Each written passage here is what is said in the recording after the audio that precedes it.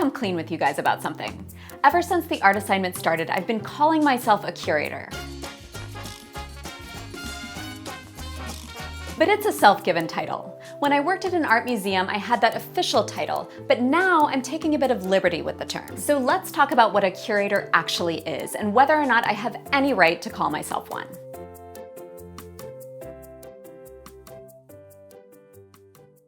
These days, you hear the word curator all over the place. I curate my Tumblr. He curates a collection of vintage sneakers. She curated our music selection this evening. And some people get their panties in a bunch over this use of the term.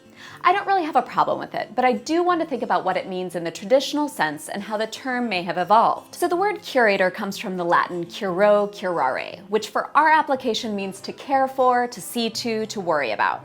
So a curator is a person who cares for something or a collection of somethings. And you can care for a lot of things. I used to care for contemporary art as a curator at a museum, and now I care for contemporary art as the producer behind this show. But it's more complicated than that. Being a curator for a collection, whether it's art, taxidermied animals, rare coins, widgets, usually means you are hired to care for that collection or part of the collection by a museum or other institution that owns those things. And you are hired because you have some special knowledge or experience in that area.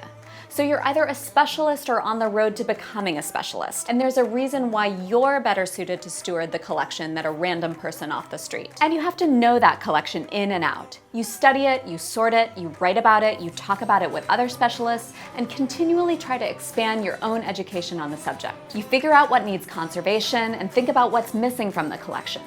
Then you agitate and fundraise to fill the gaps through acquisitions, commissioning, exhibitions, or programming. Then comes the part where you arrange the collection in rooms. Okay, it's not really that simple. Let's call this step instead presenting the collection to a public. This is done by making exhibitions, writing books, essays, blog posts, labels, giving tours and lectures, training tour guides, writing press releases, and talking to the press. It's the curator's job to bridge the gap between the material they're presenting and the people they're presenting it to. Some things are more self-evident than others, and it's the job of the curator to provide as much or as little interpretation as the material needs. When you're dealing with contemporary art, the curator's job is to best represent that art and the artist who made it, while also understanding the needs and knowledge of the audience. Maybe the artist doesn't want any explanation of the artwork in the room with the art. But you, the curator, strongly believe your audience needs some tiny morsel of information to effectively engage with the work. So you try to make the artist see your point of view, and if that fails, you make compromises like posting information in a nearby gallery, or in a pamphlet, or book, or audio guide, or online. Basically, you're the middleman, or the midwife, or the mediator between the material and the audience. You've got to try to know your audience and have empathy for them. You need to provide your audience with the tools they need to have the best experience possible with that material. But you have to weigh what's too little and what's too much, what's too academic and art-speaky, and what's pandering or overly simplified.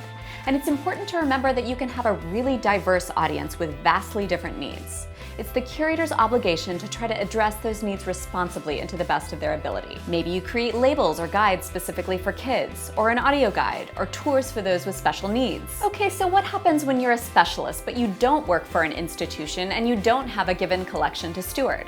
You're an independent curator, and you initiate your own projects or are hired by others to present material for them on a temporary basis. And this is where the term starts to loosen up. I am no longer affiliated with a museum or a particular collection, so I'm technically a specialist in contemporary art and art of the 20th and 21st centuries, who is applying that knowledge to this new project. I'm still caring for contemporary art, and I'm doing that by presenting the artwork and ideas of a wide range of artists working today.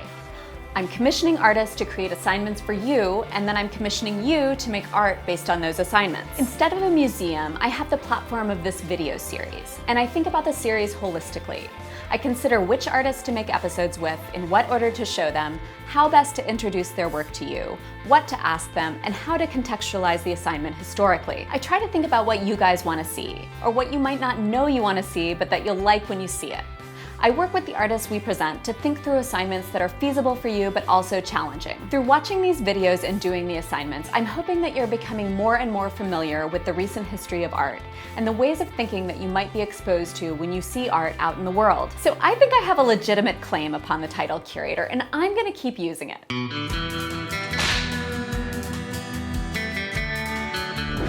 I think if you're a specialist in vintage sneakers and know that world upside and down, and you've done your research and you've carefully considered your platform for presenting said sneakers, as well as your potential sneaker appreciating audience, I think that makes you a legitimate curator of vintage sneakers. And I want to take a look at your collection and hear from you about why I should be interested in it. What do you think? What's a curator to you?